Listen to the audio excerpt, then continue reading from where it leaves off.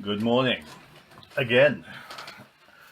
In the previous video, I discussed the visual language and we looked at putting together a sort of worksheet that would demonstrate the art telephone number and all the fundamental pieces of the visual language, the elements of art that we learn about in year 7, so we have a basic understanding of these things in order to make more complex visual art. Looking at this canvas, which I'd painted some time back, it's a second-hand canvas, and you can see the previous painting is underneath the surface of this rather roughly painted primer that I've put on top of it. And catching sight of this in the studio, having just discussed the visual language, really made me think, well, this is a kind of canvas I'd like to respond to today, now that I've got all the fundamentals of art floating around in my head. And this is how inspiration works. You read something, you look at something, you talk about something, and you can be sat in the studio or sat in your room, wherever it is you work, and you'll spot something, and that'll be the thing that you work on that day. Sometimes inspiration comes from literally sitting with a sketchbook and working ideas out, but sometimes it's as organic and as spontaneous as this. Now, this way we're going to work today has a lot in common with a with an art movement called abstraction. Now, abstract art is a movement in modern art or contemporary art or art in general, where shape, color, form, all the fundamentals we discussed in the visual language come into play.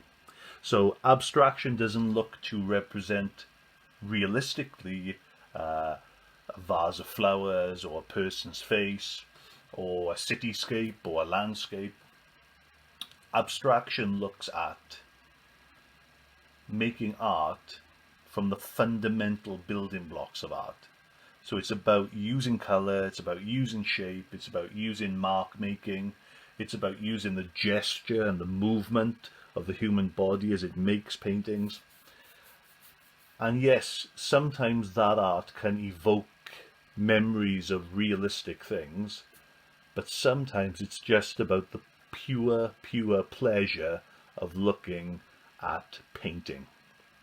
So, there are many ways in which to begin abstract art. You might begin it by drawing some very realistic things and then zooming in on a detail of that and then exploding that view.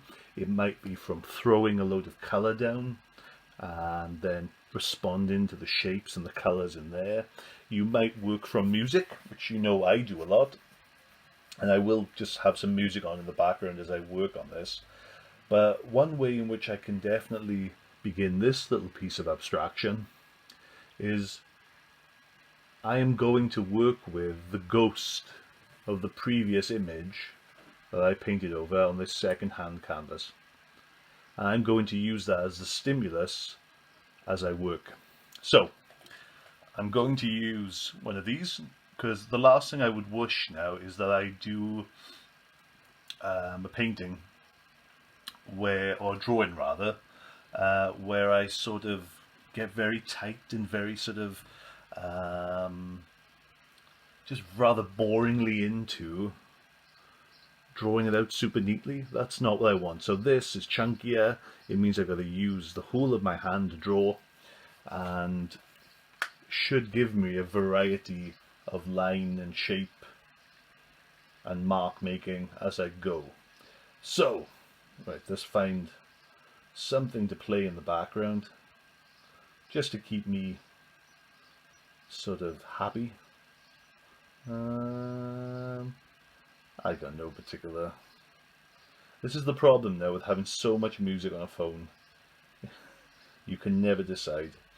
Let's just go for, should we go for something relaxing? I don't know. That'll do. Okay, so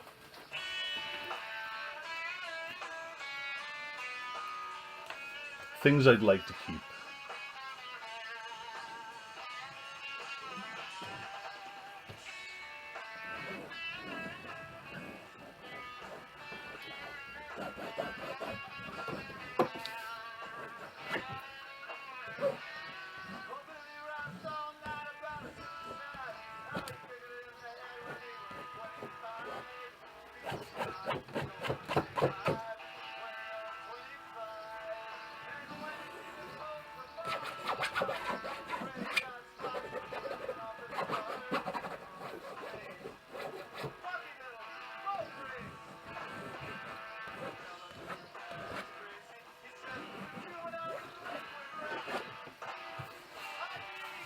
You know what?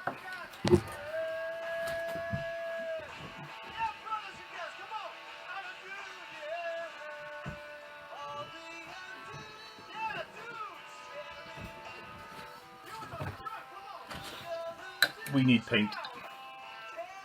So luckily I've got some paint on a palette here already, and I'm going to use that because these marks I'm making aren't standing out.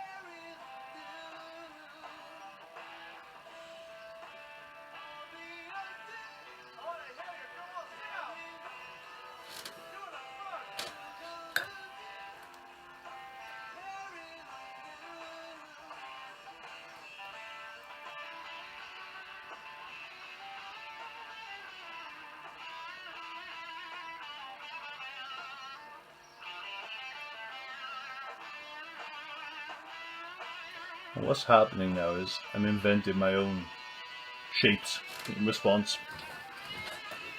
So it started with an almost tracing of some of the ghost shapes in here of the previous canvas, but also with a sweep of the brush from when I was priming the canvas, I've traced along those areas.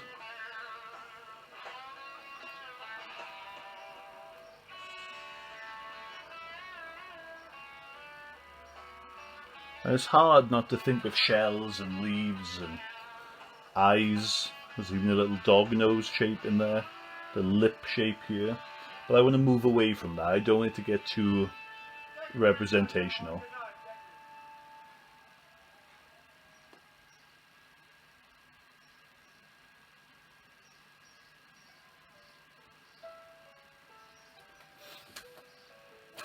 Now,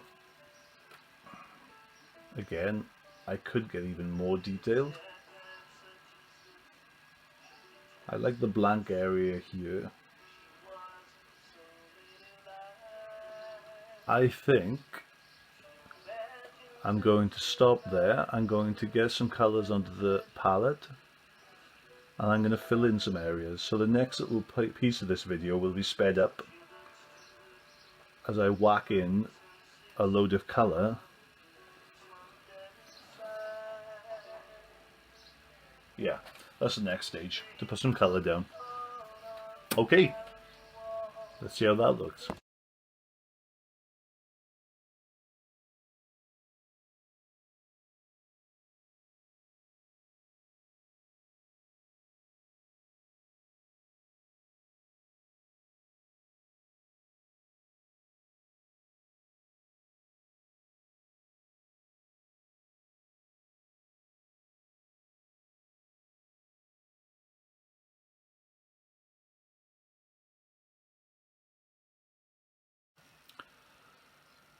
Right, so what I've done, as I said, I responded to the ghost of the previous painting that was underneath what I'd primed. The color choices were completely unconscious. Hadn't been that sort of thoughtful about them, just responded to the colors I wanted to use. I was trying my best where there were shapes that were a bit like petals or a bit like leaves. I tried to stay away from green because it felt too obvious, but those colors ended up they still ended up getting in there, so I might work them out of the picture later. Because again, abstraction is what we're after. We're not trying to paint a realistic thing. I quite like these flowing purpley pinks, and then that sort of shot of green against them. There is a sway here which is very reminiscent of wood, the bark of a tree. So again, I don't want to get too representational, so we might fuss with that color and sort out something with that later. I turned the canvas to, because what was happening when the canvas was the other way around, it was leading me to paint more representationally. So I've moved the canvas and it's created quite a nice little sweep running through the whole thing now. I was loading the paintbrush with a very dark greeny purple. And I had it planned to do one last thing before I let this dry, but I'm feeling slightly nervous about doing it now. I was going to grid the entire thing because I've got so many flowing lines. I really feel like interrupting all that flow by putting something on here that is more geometric. So these are organic shapes, they're flowing, and I wanted a geometric thing to work against. Am I feeling brave enough? You know what? Let's just do it. Right, so this is a very watery brush. Whee.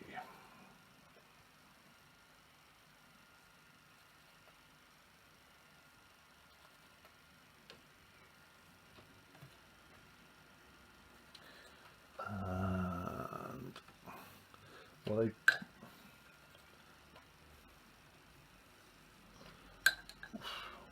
not quite as geometric as all that, actually. And this is where I'm going to leave it now, I think, to dry.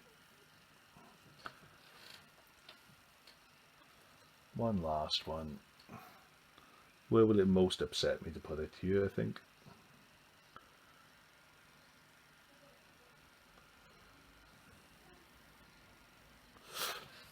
Now that will dry. Once it's dried out, I might move the canvas around. I might work on it in the position it's in. I don't know. But I'm going to leave that there for the moment. Leave it dry out, go and get a cup of coffee, have a break, and then once I come back then it'll be dry enough to work into different sections of it and develop the painting. Okay, let's leave that dry.